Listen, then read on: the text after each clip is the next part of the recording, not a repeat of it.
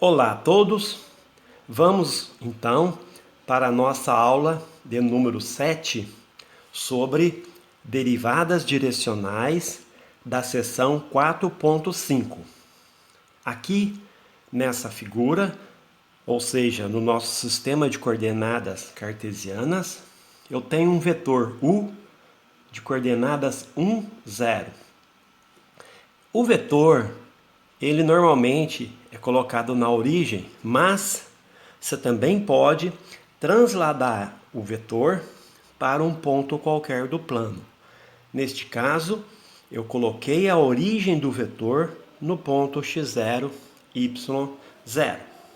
Então, a derivada de f em relação a esse vetor no ponto x0, por definição, nós iremos adotar como sendo a derivada parcial de f em relação a x no ponto x0, y0. Ou seja, é igual a f índice x no ponto x0, y0. Tá? Uma outra situação acontece é se eu tomar o vetor no ponto x1, y1 e ele tendo coordenadas 0 e 1.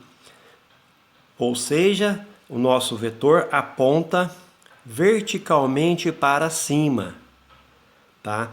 E também, neste caso, a derivada parcial de f em relação a esse vetor, no ponto x1, y1, é a derivada parcial de f em relação a y no ponto x1, y1.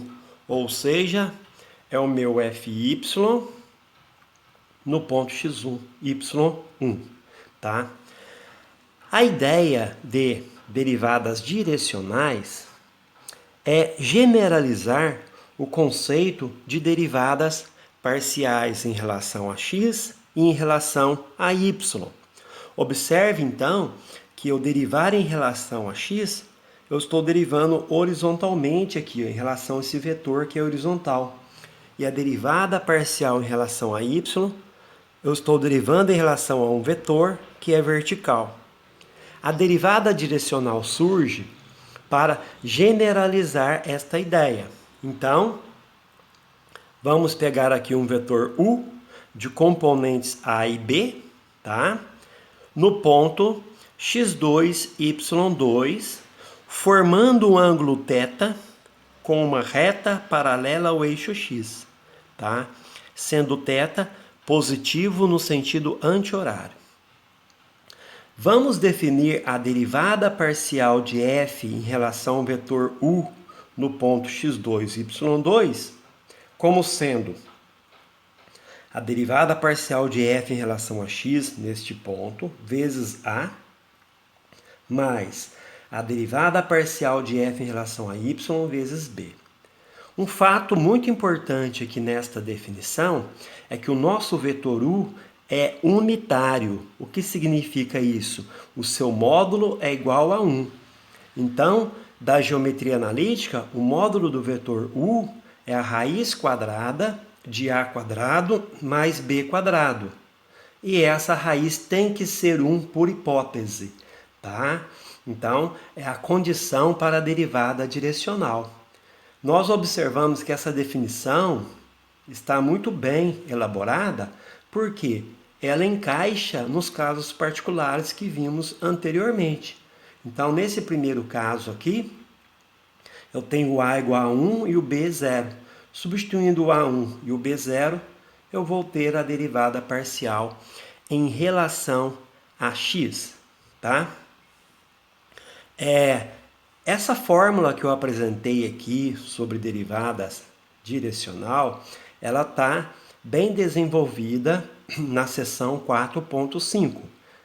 Bom, vamos agora associar o número a e o número b ao cosseno do ângulo θ e o seno do ângulo θ. Por que eu posso fazer isso? Porque se eu faço a quadrado mais b quadrado, como associei o a cosseno, então fica o cosseno ao quadrado de θ mais seno ao quadrado de θ, mas da trigonometria, essa soma aqui é igual a 1. Então, portanto, eu posso associar o A ao cosseno de θ e o B ao seno de θ.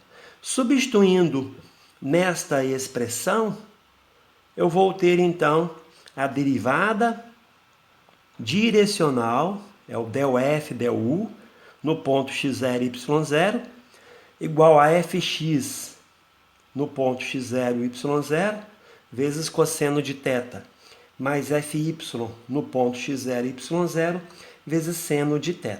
Tá?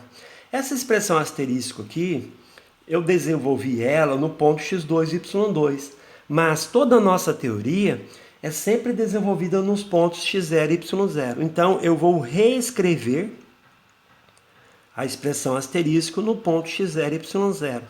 Essa expressão é a que aparece lá na seção 4.5 também. O del f du no ponto x0 e y0 é a derivada parcial em relação a x, nesse ponto, vezes a, mais a derivada parcial em relação a y no ponto x0 e y0, vezes b. Então, nós temos duas expressões para calcular a derivada direcional de uma função. É importante ressaltar que, para calcular a derivada direcional de uma função, tem que ser dada a função, o ponto onde eu quero a derivada direcional e a direção dada pelo vetor u ou pelo ângulo θ. Quando é vetor u, você tem as componentes a e b. Está aí, então, a 7ª aula sobre derivadas direcionais.